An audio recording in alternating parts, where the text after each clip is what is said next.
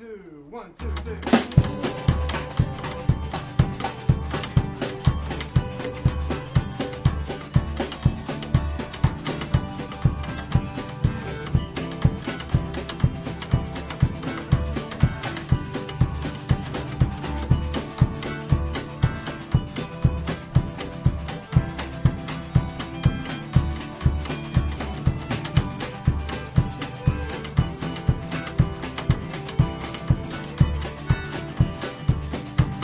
Hello and welcome to Ithaca DSA Presents.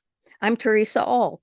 I'm here today with Jorge DeFendini, an alderman, that is, city common council member, representing my own fourth ward in College Town, Ithaca. Jorge DeFendini, say a few words about where you're from and how you came to run for council and win. Hello, my name is Jorge DeFendini. I'm from Queens, New York. I was born and raised there, and went to college in 2018 is when I first came to Ithaca to study government and American studies. And during 2021, I was approached by members of Ithaca DSA, the Tenants Union, and the Working Families Party, who came together to form the Solidarity Slate. And they asked me for trying to help find candidates to run on a shared platform with other candidates throughout the city's wards. And after I couldn't find somebody in Ward 4 who wanted to run in College Town, they asked me if I would do it. And after talking to a couple of my friends, families, and peers who I respected, I decided to do it. And I ran in the fourth ward in 2021 and was sworn in earlier this year. Great. And I guess I should just disclose that I was one of the people working on your campaign. Yep. Um, Yeah, I haven't forgotten that. I think it was a couple days before the election day, you and I walked the entire ward and we spoke to, I think, a good chunk of the voting population. It was really awesome. yeah, of the older residents who typically Mhm. knew me. Right. Uh, I had once messed with running for council, but I lost. Mhm. I'm not a good candidate. That I know. Um, well, Jorge, we've been hearing news about the problem of homeless encampments in the jungle, as it's called, down near the inlet and flood control channel in Ithaca. And we've been hearing complaints of neighbors and also about a plan called Tides. What does Tides, TIDES, stand for? Mhm. Yes, so Tides, or the Ithaca Dedicated Encampment Site, is one of the proposals that we being the city government, are considering alongside, county and other, local entities for trying to address the issue of homeless encampments throughout the city of Ithaca.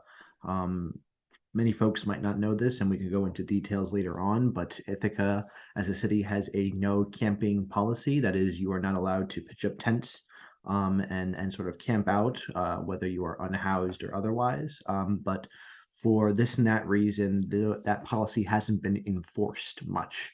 And so that's led to, populations of encampment sites. The most famous, I would argue, is probably the jungle that exists, I believe, in the Southwest Park near Nate Floral's estate.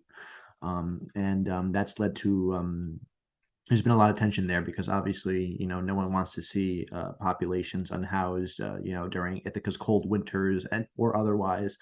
And there's been a lot of concerns regarding crime, disorderly conduct, breaking, entering, that type of stuff. And then so it's led to different officials, city staff, and whatnot to try and come up with a plan to address this. And one of those plans is the Tides program. Yes, well, you mentioned the very cold winter. Actually, a very cold winter has a slightly different status. There is a state program called, or a state rule called Code Blue. Mhm.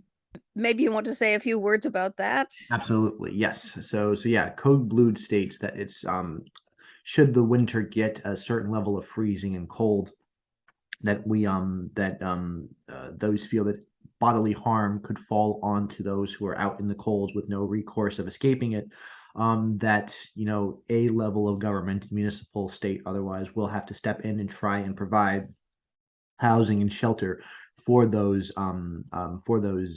different unhoused people who might be at risk of the freezing winters, and that could take the form of housing them in shelters. In some cases, there are like trying to reach out to hotels to house people in unbooked hotel rooms and whatnot. And actually, some interesting bit of trivia is that sort of not necessarily code blue, but sort of an intersection there. Back there used to be a time when Ithaca, the city, prohibited evictions during the winter. And for some reason, we have reversed that course of business. So you couldn't evict somebody when the winters got to a certain level of cold.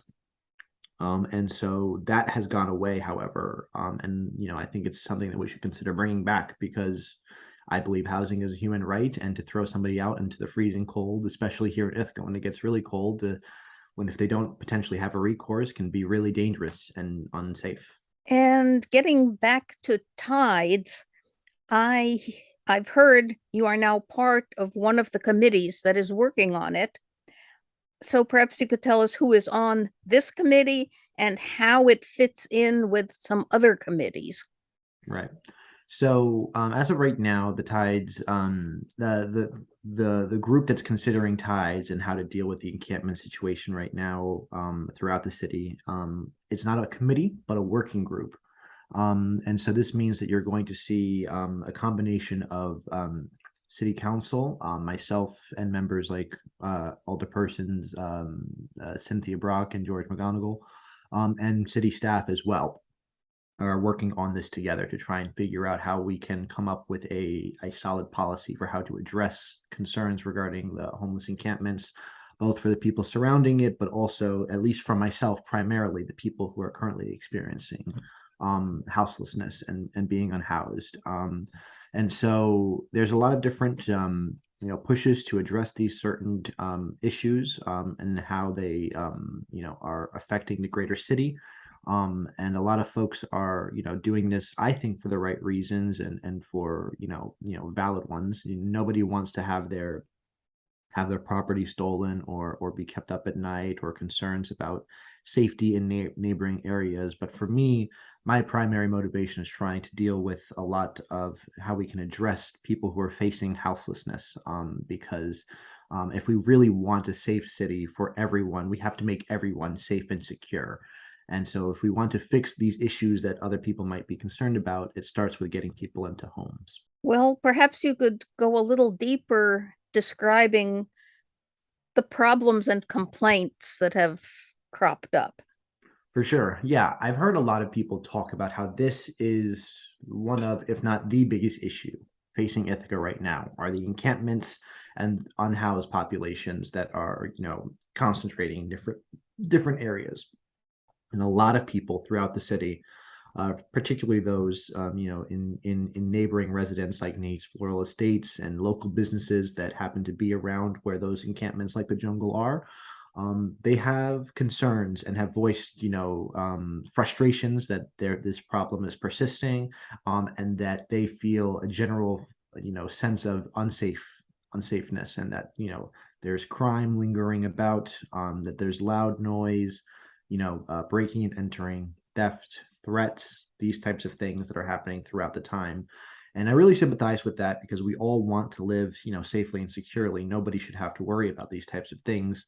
Um, However, I'm coming at this from the perspective of what are we going to do about the current, unhoused populations? Because I don't think any of these folks, for the most part, want to be in these situations.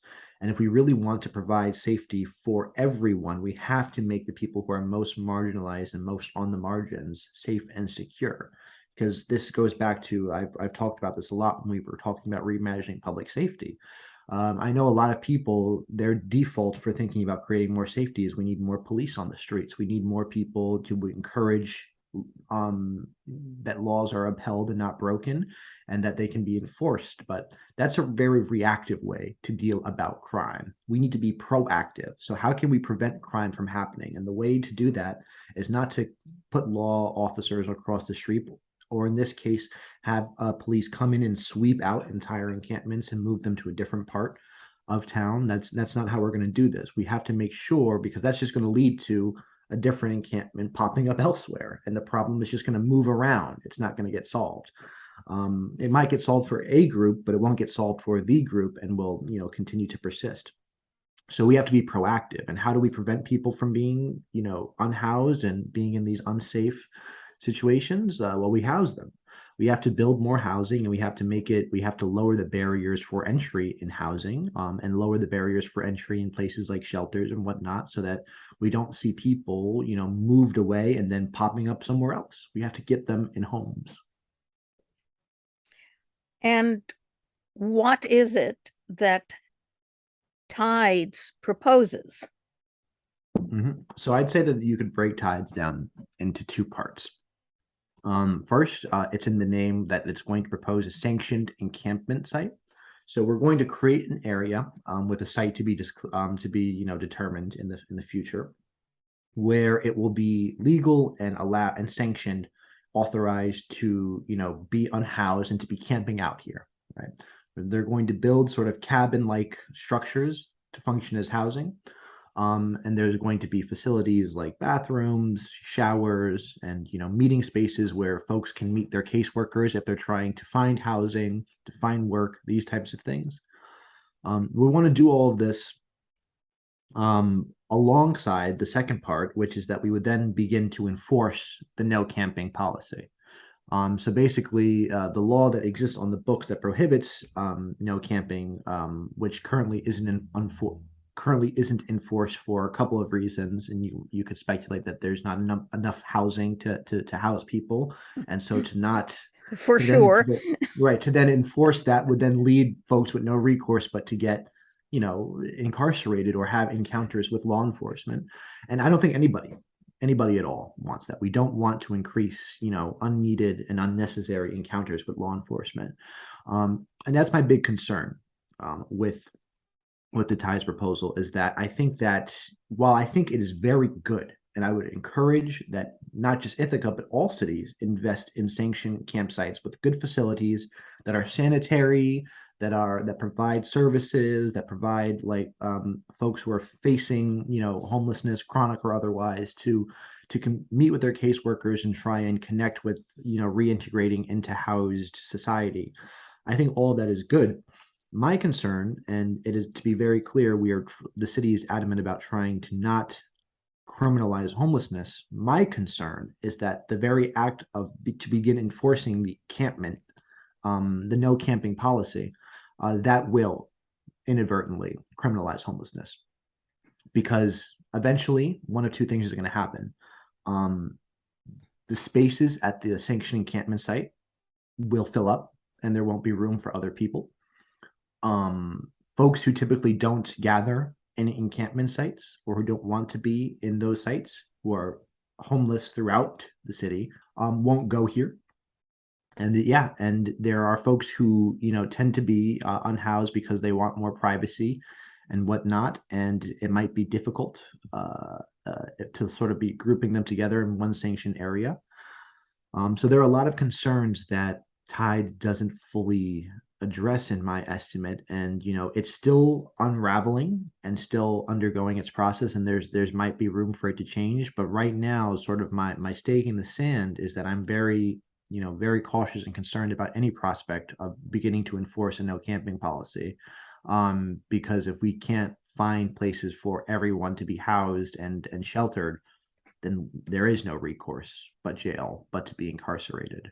Yeah, I wouldn't be surprised if no camping policies, which I think go back quite far, didn't have something to do with something like the Grassroots Festival, Right. where people were just trying to cut their expenses by camping somewhere else. Right.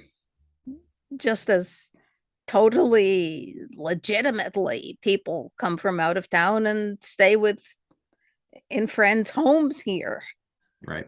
I mean, I've hosted long time out of town friends who Yeah. loved to come at grassroots time. Yeah, absolutely. And there's going to, there are a whole lot of folks who don't fit probably under the category of, the type of unhoused individuals that we're talking about that you'll find in the jungle that this can impact. And there are a whole lot of folks who just happen to be unhoused, and depending on how they are, where their station is, that they could be impacted by a no camping policy enforced as well. And so there's a lot that I'm concerned about here. There are some good elements here that I want to see continued and invested on, but I have some concerns otherwise.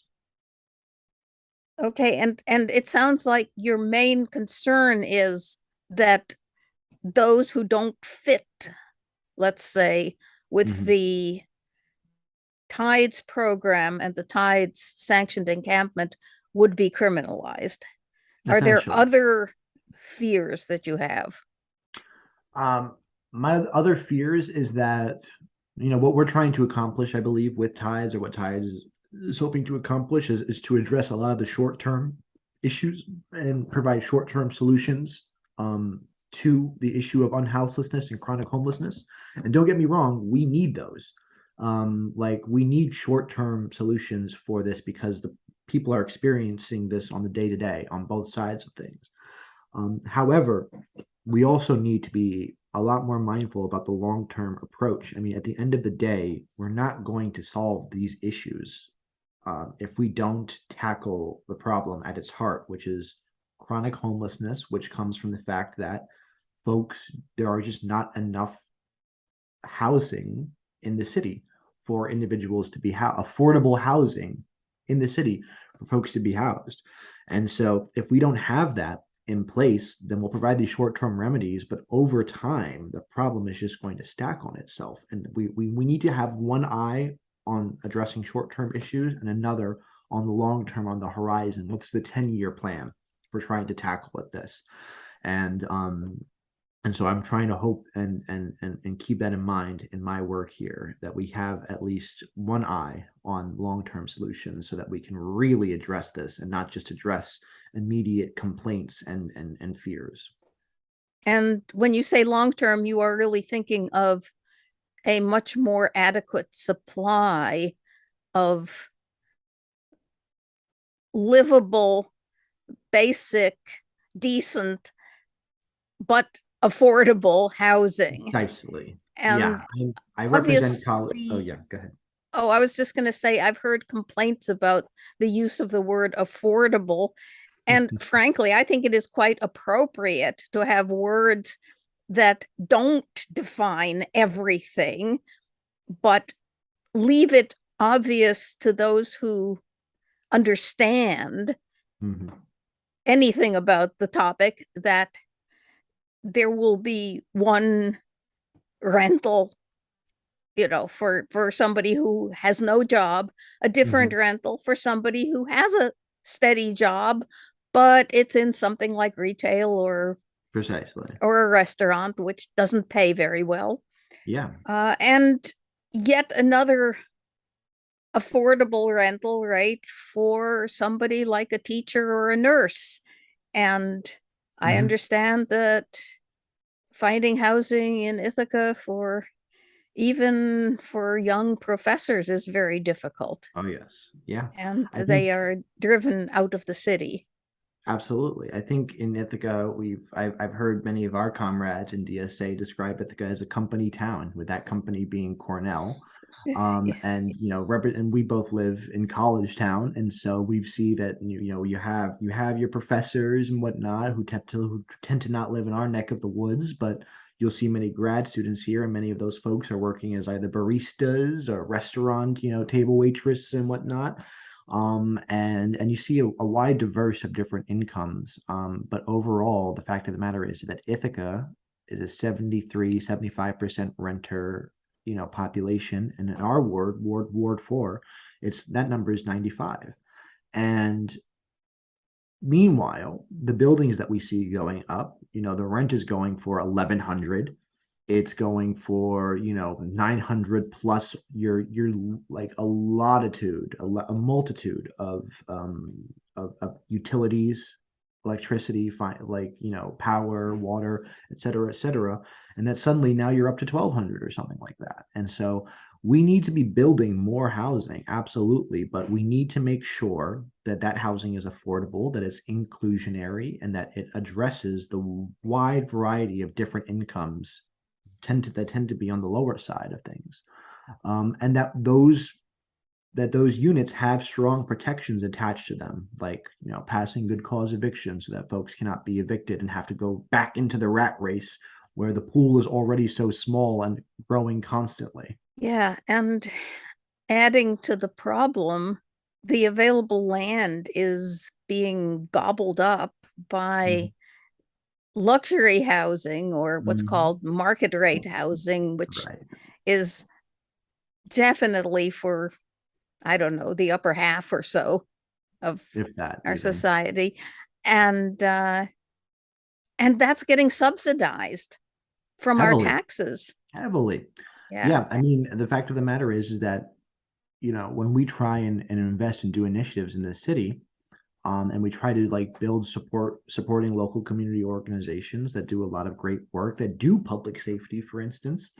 The fact of the matter is that we don't have a whole bunch of revenue to work with because so much property in the city for the next 7 to 10 years or so is untaxed because they get tax abatements and support from the city to come and Yeah. build here. Well, it's That means, partially taxed. right, Yeah. partially taxed. That That's what those abatements are. Now, untaxed, of course, is mhm. Cornell. Right. The multi-billion-dollar elephant in the room that pays nothing in taxes, and then when it comes down to, and that comes up with its own metrics and estimates for how committed and how much they invest in our city, which very convenient when you have all the money. Yeah. By the way, tax abatements are given not exactly by the city, but Mhm. by the Industrial Development Agency. Agency, So, yes. yeah, IDA, as Mhm. it's always called. That's a county appointed group. Mhm. They are the ones who have the authority to grant. And by the way, they abate not only city property taxes, but also county property taxes and school district property taxes, Mhm. which are actually the biggest of the property Right. taxes.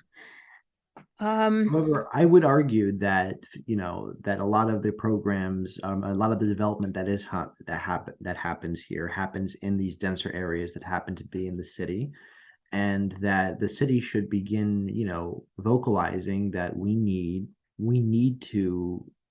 receive taxes, and it's our duty to invest in our community for the benefit of our constituents. And so if this is a county agency, as it is, that is overseeing this, and there are those of us here in the city like myself and people who live here like you, Theresa, and the people listening here, we should make our voices heard, that that this is our city, that our taxes need to go somewhere, and that we all have to pay them so that we can afford to drive on roads that don't destroy our tires, or that we have the housing so that our neighbors aren't on the streets. walk on sidewalks that don't trip us. Precisely. But let's see. Getting back though to tides, um, and I know you have described what it would be and kind of what the hopes are, but maybe you could just give an example, like maybe think of a fictitious character who right now is, uh, Mhm. John Yeah, I mean, Doe is living in a right. tent. Hmm. Right. I mean, the hope for John Doe is that with tides, is that they would have a sanctioned area where they can go, and that might be more sanitary, that might have services like bathrooms and a shower, and that might be, more approachable for if John has a caseworker, to meet with, and interact with and help them on their process to getting, to finding housing. That's a hope that we would like try to see in Tides, and something that I'm, in support of, and I think we should be investing in. I guess a complaint or a fear is that if John doesn't live, in the jungle, if John lives elsewhere, or if John, lives in the jungle but doesn't want to go to the sanctioned campsite for whatever reason, that John might wind up in an encounter with law enforcement, or might be in a situation where it's a lot more precarious and uncertain what will happen. And we want to avoid those situations at all cost.